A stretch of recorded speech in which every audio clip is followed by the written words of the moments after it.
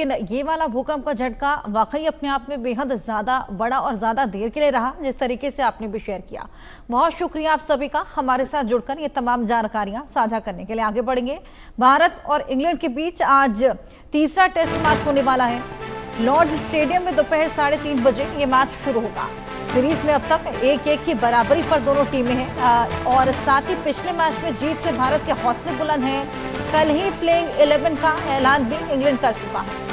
3:30 बजे ये मैच की शुरुआत शुभमन गिल जो कि कप्तानी कर रहे हैं इंडियन क्रिकेट टीम की, बेहद शानदार पारियां खेलते हुए 2 बार फिलहाल सेंचुरी जड़ चुके हैं। बेहद शानदार परफॉर्मेंस कर रहे हैं और उन्हीं के कंधे पर इस बार ये पूरी टीम 1-1 की बराबरी पर है फिलहाल दोनों टीम। आज तीसरा मैच होने वाला है और कहीं ना कहीं डिसाइडिंग ये मैच होगा।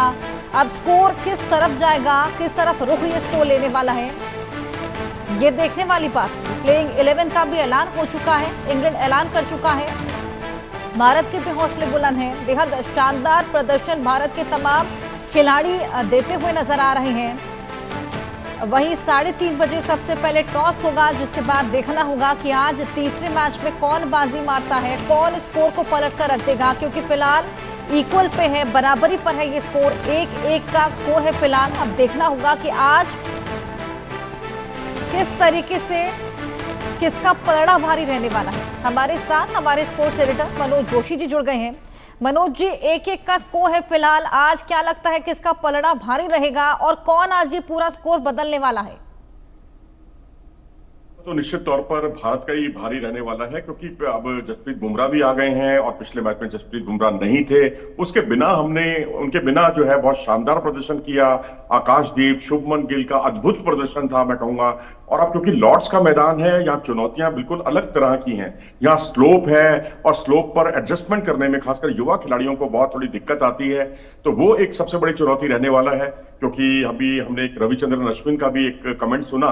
उन्होंने कहा कि जब मैं यहाँ खेला लॉर्ड्स पर तो डीप कवर की पोजीशन पर वो एक बिल्कुल अपना इलाज करवा रहे थे, यानी मांसपेशियों में खिंचाव आ गया था उनके, और उनको जो है डीप मिड विकेट का फील्डर दिखाई नहीं दे रहा था। तो आप यानी दिखा भी तो उनको केवल चेहरा दिख रहा था। आप कितना बड़ा स्लोप है, इससे आप उसका अंदाजा लगा सकते हैं। बॉलर्स को एडजस्टमेंट करना पड़ेगा, क्योंकि एक छोर नर्सरी एंड है जहां से इन स्विंग को ज्यादा मदद मिलती है, गेंद अंदर की तरफ आती है, और एक जो है पवेलियन एंड है जहां से गेंद बाहर की तरफ जाती है। इसी तरह बल्लेबाजों को भी अपने खेल में काफी कुछ बदलाव करने की जरूरत है, लेकिन पलड़ा निश्चित तौर पर भारत का भारी है। भारत की बल्लेबाजी पूरे शबाब पर है। इंग्लैंड ने बहुत आजमाइश कर ली, बहुत चीजें साम दाम दंड भेद हर एक तरीका आजमा लिया। उन्होंने छोटी बाउंड्री रख ली और सपाट पिचें कर दी, लेकिन उसका फायदा जो है कुल मिलाकर भारत को ही हुआ, इंग्लैंड को नहीं हुआ। बिल्कुल। अगर हम पिछले मैचेस को देखें तो क्या ग्रे एरिया जिस पर काम करने की जरूरत, साथ ही Shubman Gill as an individual तो बहुत बेहतरीन प्रदर्शन कर ही रहे हैं। एज अ कैप्टन आप उनको कैसे देख रहे हैं? देखिए, हमारी दिक्कत यह है कि हम लोग ना भारतवासी बहुत ज्यादा इमोशनल हैं और बहुत जल्दी हम लोग राय बना लेते हैं एक मैच या 2 मैचों के आधार पर। उनकी तुलना विराट कोहली से करने लग जाते हैं, रोहित शर्मा से करने लग जाते हैं, जबकि उन्होंने बहुत लंबा कप्तानी का सफर तय किया है दोनों ने।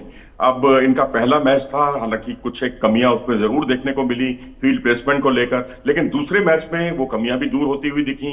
उन्होंने बहुत डैशिंग परफॉर्मेंस किया। कुछ विराट कोहली की झलक भी उनकी कप्तानी में नजर आती है। जैसे अगर मान लीजिए कोई खिलाड़ी बहुत अच्छा परफॉर्म नहीं कर पाता या युवा खिलाड़ी है, उसको कैसे उसका मॉरल बूस्टअप करना है, कैसे उसको आगे बढ़ाना है, वो साफ तौर पर उनकी कप्तानी में दिखता है।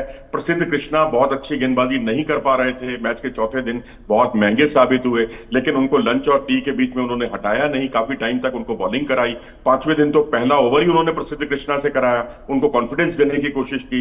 इसी तरह से आकाशदीप को सिराज से पहले गेंदबाजी के मोर्चे पर लगाना पहली पारी में, वो भी यही जाहिर करता है कि वो युवा खिलाड़ियों को आगे बढ़ाते हैं, उनको जो है मदद करने के लिए या उनको सुझाव देने के लिए बहुत से खिलाड़ी मौजूद होते हैं, लेकिन मैंने देखा कि शुभमन गिल वही करते हैं जो उनके मन में आता है।